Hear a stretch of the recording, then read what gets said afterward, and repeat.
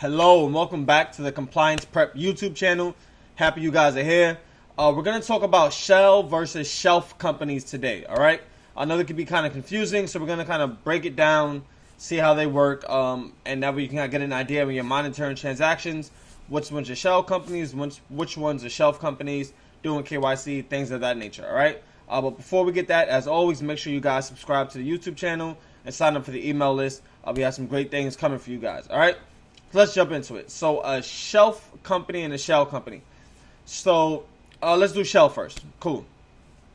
So a shell company is a company that its only use really is to as a vehicle to move assets or to conduct transactions through. Right. So a shell company doesn't have any real assets, doesn't really own anything. It's merely a conduit for often illegal activity. Now a shell company often has, you will see a shell company that might have a website and appear to have an online presence, but is actually a farce, right? There's no underlying assets for this company. Oftentimes, Ponzi schemes sometimes deal with shell companies, saying that, hey, this company has X, Y, and Z, and that means actually Ponzi schemes, more so pump and dump schemes. There we go. So more so the pump and dump schemes in the stock market often are shell companies. They're claiming to have maybe some new technology breakthrough or some new device or something that's going to change the world. But the company actually has no assets, has no IP, has nothing. It's just merely a website. All right. Now, a shelf company is different. A shelf company is a legal company that was created, has all the documents, bells and whistles, I's dotted, T's crossed. But it was created and then put on the shelf. So think about it. They were created and put on the shelf for a later time. Right. Now, these shelf companies are often sold. And now you might wonder, well, why would you want to buy a company when you could just form one, easily? If you're in, in the U.S., forming a company in Delaware takes all of 30 minutes. In New York, takes all of 15 minutes, right? So why would you then spend money to buy a shelf company? Great question. So the reason why shelf companies are purchased, because oftentimes if criminals doing some kind of money laundering, some kind of illegal activity, but they want to add an air of legitimacy, what they'll do is they'll buy a shelf company. And the shelf company, let's say the shelf company was established in 1995. So what they'll do is they'll buy the shelf company and backdate, some invoices or things of that nature. So it appears as if this company has been in existence now, it's now 2016, so that would be 21 years, right? And then that helps them, and maybe they'll try to apply for a loan, apply for any kind of credit. They'll use, 12 or 20-something years of existence as proof that this company's been around for a while. They're trusted. They must be doing something right because they're still in business and they're making money.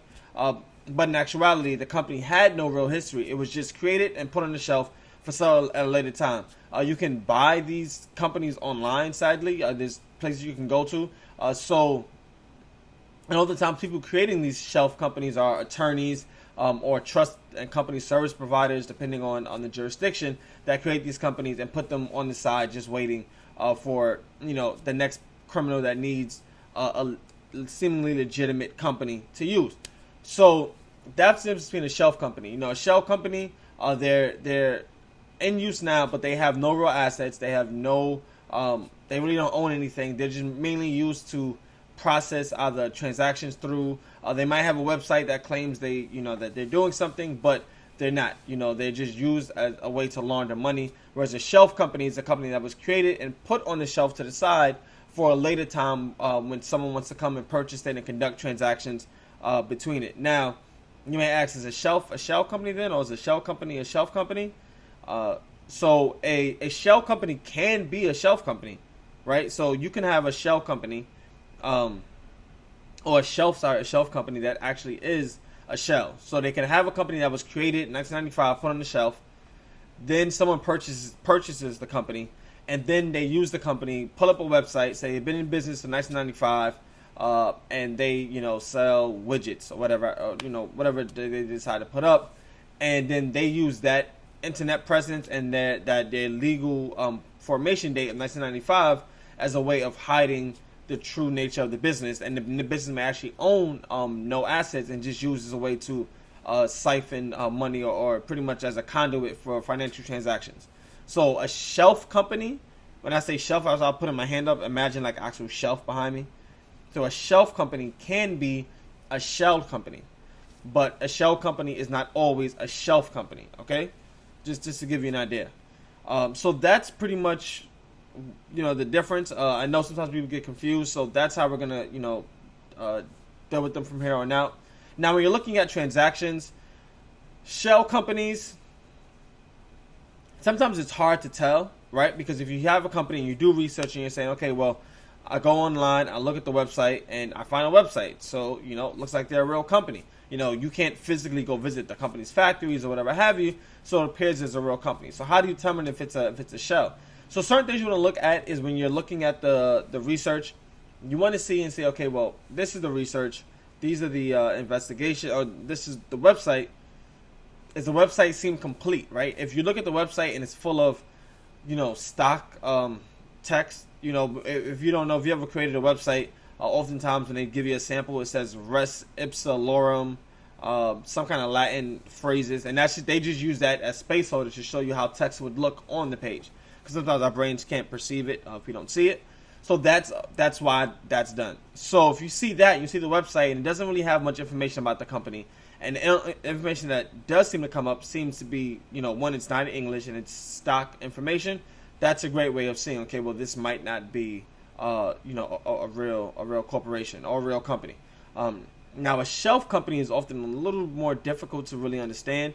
For example, if they claim to, they were formed in 1995 and they've been in existence for 21 years.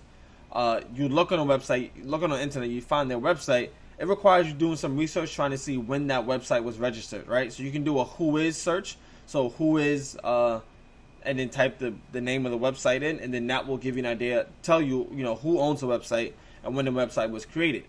Now, if the website was created a month ago, but they say their company has been selling widgets online for 21 years, we have a problem, right? Because now, how could you sell it for 21 years, but your website just shows that it was formed a month ago? So that's kind of how different ways you can kind of determine if it's a shell or shelf company. All right, so hope that made it clear. If you have any questions, comments, make sure you, you know what to do. Comment below. And subscribe to the email list. We have some things coming up only for people on the email list.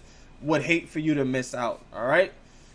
Some job opportunities I think came across my desk too. And now for those who are like, okay, well, this is great. I want some more hands-on experience. If you want some more hands-on experience and approach, visit complianceprep.com. We're in the midst of, finalizing everything on the website. So we have some courses up. We have, we're AML Bootcamp, Global Financial Crimes, now Compliance Prep. And we are, offering different courses for people to give you real hands-on knowledge. Compliance Prep is different than any other training program or training company you've seen.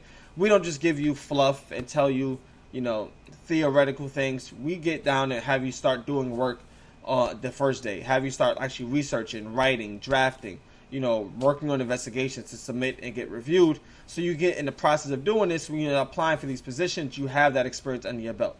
All right. So, and also if you're studying for your CAMs, I highly recommend you visit, Compliance Prep. We have a full CAMs prep course right now. Comes with a sample test, comes with over 100 flashcards, over 4 hours of study content, constant email support, and a guaranteed pass, right? We guarantee that you'll pass, or you get to take the course again and go through more stuff and reach out to us, all right?